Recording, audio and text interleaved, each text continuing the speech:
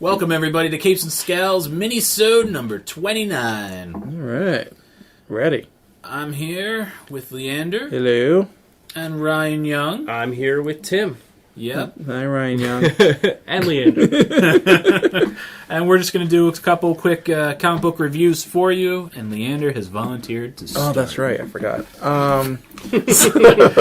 And Ryan Young has volunteered to start. Oh, that's right.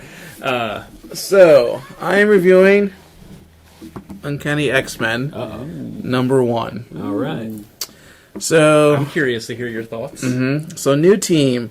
New team is Magneto, Sabretooth, the Axis Sabretooth, Right. Psylocke, M, and Archangel. Yes. So that's our team. It's a great team. It's a great team in concept.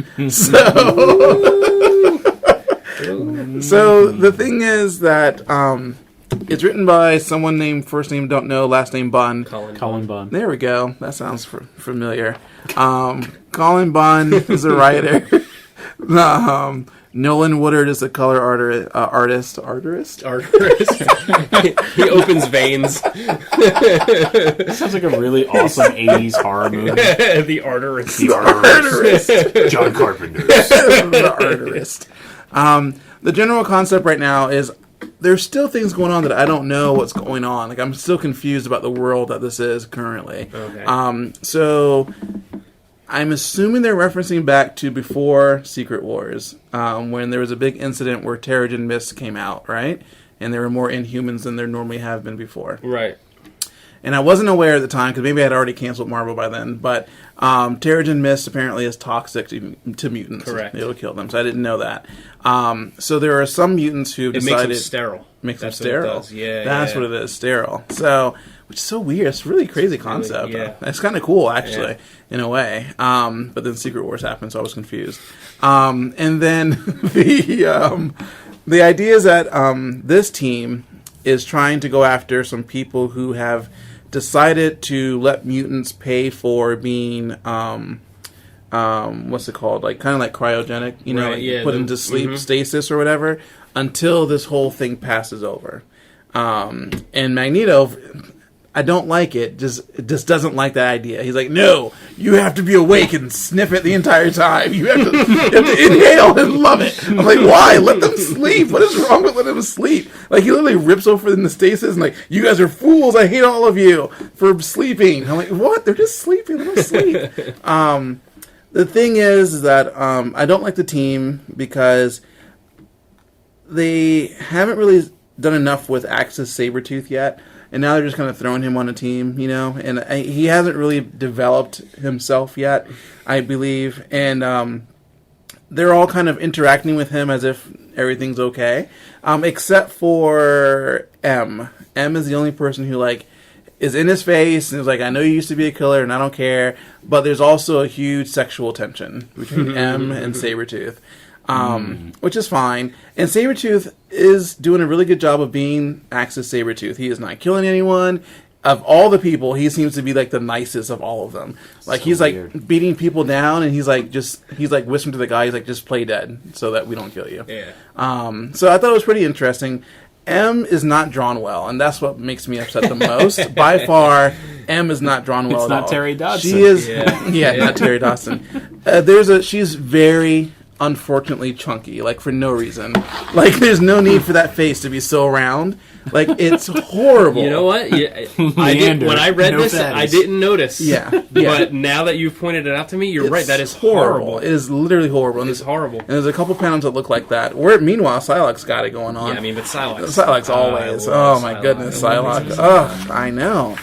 I thought I was gay, but I guess I'm not. And so the idea is, one, Archangel is completely soulless and mindless now, or whatever. He literally is now.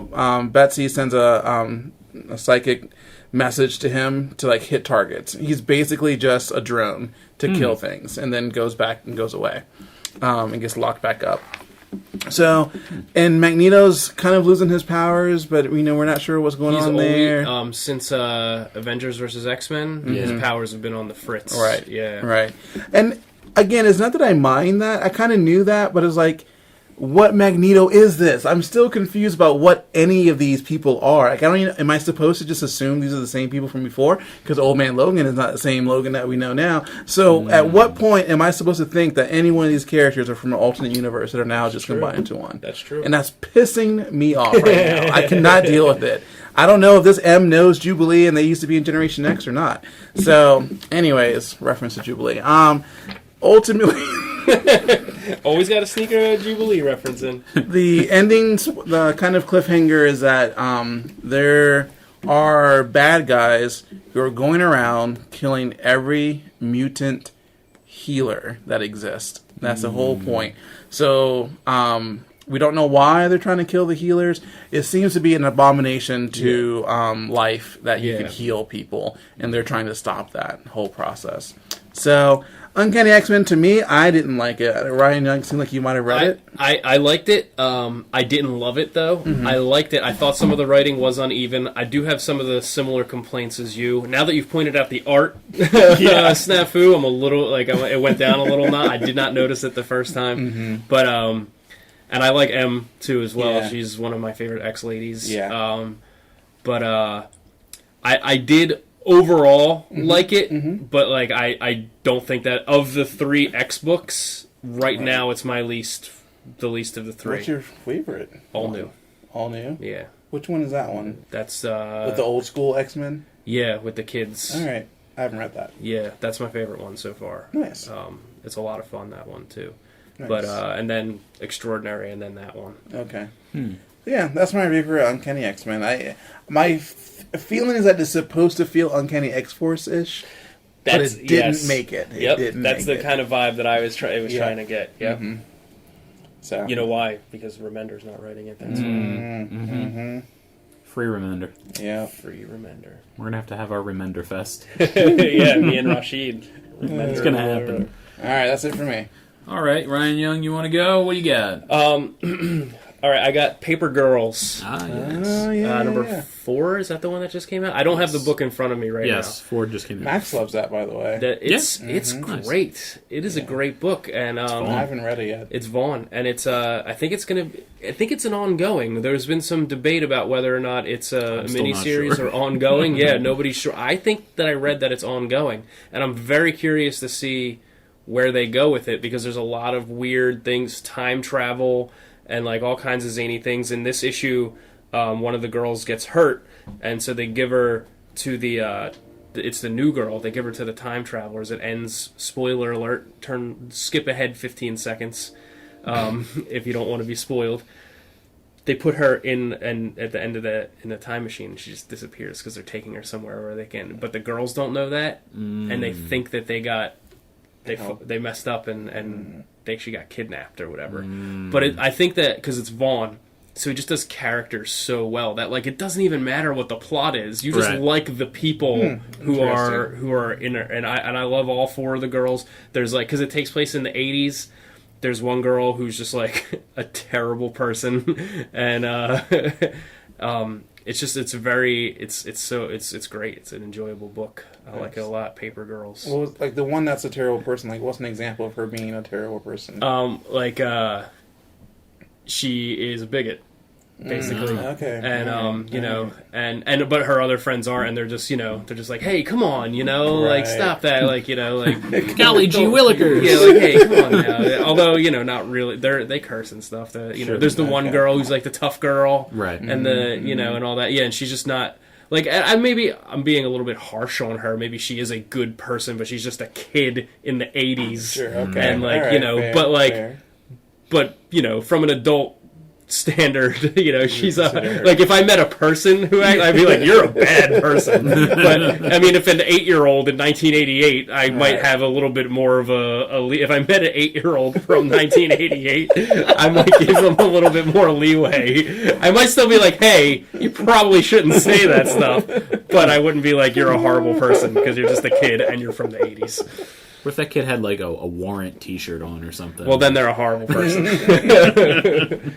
But nice. But that's what I mean. It's something that maybe a lesser writer wouldn't do. To include a character who is unlikable in that regard. You know what I mean? Yeah. So it's an interesting. And then And then even, I don't know what's going to happen, but then if she, like, grows and learns and changes from it, like, it creates a good starting point for a character to evolve from, you know, and then, like, learn that, you know, that all diversity must be the same, to call back the other podcast I was on. But, like, you know, just, yeah, so it's a really cool book. It's only 4 issues in, Leander. It's Image. That's it? All right. It's Image. I might be able to do it.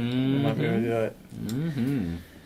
All right. Well, my book is a book that I ordered out of the previews based off the cover. I like how you always have. There's always time, a show. It's every always a time. show. He's got to keep it face down and be God. like, "This is my book." You don't know. Surprise! All right, so this is my book. Surprise! This book was weird. It is Burnt Comics #1 from Creature Comics. Yes, look at this cover. This cover is amazing. It is a dog drinking a beer. His penis is clearly shown. He has needles sticking out of him. I'm like, I don't know what this is. The background is drawn like twice in red and blue to be like 3D. Yeah. I'm assuming it's not. Is that it? What is that?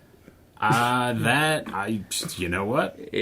I don't know. It looks like A something. severed penis? Yeah. Maybe. So this book is the story of Scummy the dog. Oh, jeez. Scummy the dog and his adventures because he wants to kill himself. And he wants to do it in a creative way. Uh-huh. So he can't hang himself. Right, that's He doesn't true. want to shoot his That's head off hack. with a shotgun. Right, no, Been been there, done. done that. He gets the idea to chew his own head off, but he can't figure that out quite. Yeah, that's rough. So this is about him, and it's just like, he's like, man, my life is so terrible. I only get laid by that weird cat around the block. Like, it is so weird. It is definitely a stoner book. I probably wouldn't have got it if I realized it was such a stoner book. I'm just like, this is a weird cover. And keep in mind, in the previews book, it's like, I don't know, 3 millimeters by 3 millimeters. I'm like, I don't know what this is, but I'm going to get it. You made some guy's day. Yeah, someone's really happy. Yeah, I do. It's not bad. I have to clarify, it's not bad, but Can I flip through it? But it is dumb humor. And I'm not saying that to be insulting. It's meant to be that way. Right. He does have a great intro and outro to the book where it's him as an alligator kid talking to his dad who's in his recliner. He's like, Dad, I'm going to be a comic artist one day. You'll be so proud. He's like, why don't you become a doctor or something? Nobody makes money in comics. So you read the whole book, and then at the end, it's him going to his dad with a sack with a $sign on. He's like, Dad, look, I made all this money. He goes, that's fantastic. There's still time. You could be a doctor or a lawyer. It's all about his dad not accepting him. But so this is a little on the nose, then. Yeah, what no, you're saying. it's like, this extremely guy on the nose. He had this conversation with his dad Absolutely. after he showed him this comic. Right. I hope so. So There's no color. there's No no color. color. Black It's and white. Black and white. No shades of gray. It is extremely psychedelic how it's drawn. It is very vulgar. It is not for kids. It is hilarious. It's not my typical weird humor, but I did enjoy it. Scummy the dog does end up killing himself by biting his own head off. So it's a one-shot? I think so, but who knows? Maybe that's every issue is him trying to kill himself again. Right. So he actually kills himself, goes to whatever is next. They don't clarify what it is, and he ends up getting sent back by a hellspawn demon kind of creature. He's like, well, you can go back, because apparently when you die, you just float there and do nothing. And I'm like, this book is weird. So if you like weird stoner humor, you don't want to look at it? No, don't need to. You saw enough. I've seen enough. So if you like that kind of thing, and you want to support an indie artist, which is what I thought I was doing, and I guess I did, and I'm not against it, but like I said, weird book. Wait, who do we say who it was written and drawn by? Oh, I forgot his name. Jay something. Yeah. Here, I'm going to leave this up to you. This is a Leander name? No. Leander, can you do this? No. You won't even look at the book? No, I refuse. Wow. I might be a little bit on Leander's side on that. I regret looking through it. J-Ro Lantiagua? Hero? We apologize, J-Ro. J-Ro. I told you to read it. Alright, let me see. Right here. You read it. Yeah, J-Ro Antigua. Alright. Unless it was a J from Spanish. It's Heidia. Oh, it could be Spanish, right? Yeah. So bad. Oh, it's so gross, this book. It's so gross. So if you like gross Unacceptable. things, this can probably be ordered. From you. Maybe. Are you going to put it on eBay? I have one copy. So yeah, not bad book, but it's if you're looking for that. Yeah. If you're not looking for that, you know. Who's the publisher again? Creature Comics? It's probably his comic. It probably is. You know how like Ninja Turtles, it was like Mirage was the comic company that put it out, and that was just them. It wasn't a real company, and it was called Mirage. Yeah. Because it wasn't really there, and that was like a little joke. So this is probably like that. It's just his own. Printed in Canada. Yeah, I mean, they'll print anything there. So, thank you everybody for listening to another exciting minisode with ups, downs, and whatever the hell that was. I don't know what that was. That's your Christmas present, buddy. Yeah. For 2016, you're going to give them a year-old comic? It might be worth something by then. There might be Burnt Comics the movie by then. Yeah, no. Yeah, I don't think so either. Yeah, I'm sorry, I don't either. All right, well, thank you for listening.